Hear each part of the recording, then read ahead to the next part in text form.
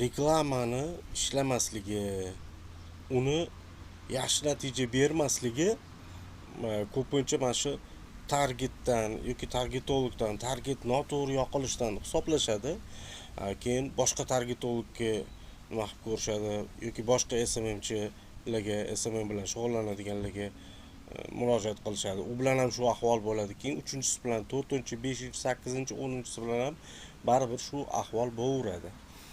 Bu yerda targetni to'g'ri noto'g'ri yoqilishi ham, targetologga ham, o'sha SMMchilarni ham unaqa aybi bo'lmaydi bu yerda. Asosiy sabab umuman boshqa narsa. Reklamani ishlamasligi, yaxshi natija bermasligini eng asosiy sabablaridan biri bu marketing strategiyasini yo'qligida.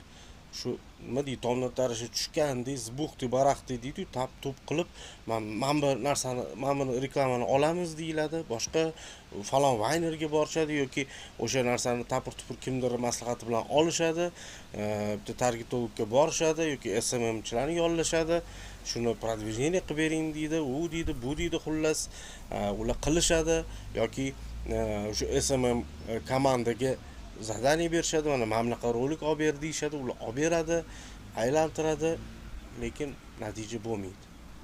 Chunki strategiya yo'qligi. Har bitta reklamaga qanaqadir vazifa yuklatilishi kerak. Masalan, sizda deylik 3 ta mahsulot bor.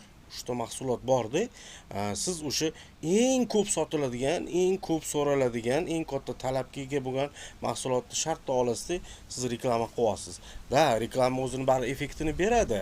O'sha mahsulot yana ham sal ko'proq sotilishni boshlaydi, lekin o'zi shundoq ham yaxshi sotilib turadi-ku, unchalik ozginagina ko'tarilibdi, shuncha ovoragarchilik, shuncha xarajatga unchalik ko'tarilmabdi degan oxirida shunaqa nimaga kelinadi. Buni sababi o'sha aytganimdek, o'sha strategiya yo'l. Agar to'g'ri strategiya yo'lga qo'yilsa, misol uchun o'sha har bitta ish, har bitta narsa, har bir xatti-harakat o'sha marketing amaliyoti qaysidir muammoni hal qilishga va kelajakda o'sha nima deydi, kelmayotgan mijozlar oqimini olib keladigan bir qanaqadir eshiklarni ochib yuboradigan bo'lsa, ana uni zapuskat qilish kerak, ana uni qilish kerak bo'ladi. Masalan, o'sha 3 ta mahsulotning ichida qaysidir bitta mahsulotini odamlar nima deydi, hali bilmasligi mumkin, balki o'sha yaxshi sotilib turgan mahsulotidan ham zo'r bo'lishi mumkin.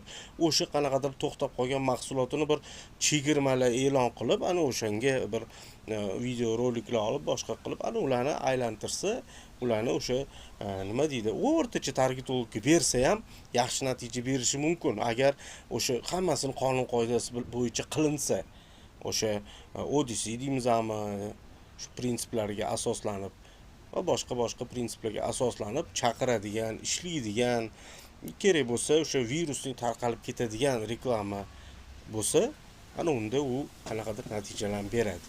Lekin ko'pincha nima deydi, odamni kallasiga kelib qolgan yoki tomdan tarashi tushgandek bir yoki kimdirga taqlid qilib, kimdir orqasidan qaytarib qilingan narsalar ishlamaydi. Конечно, ishlamaydi. Chunki bu hech qanaqa hisob-kitobi yo'q, boshqasi yo'q, marketing tadqiqotlari ham yo'q, marketing strategiyasi ham yo'q, amalga oshirilayotgan bo'ladi. Sababi shu.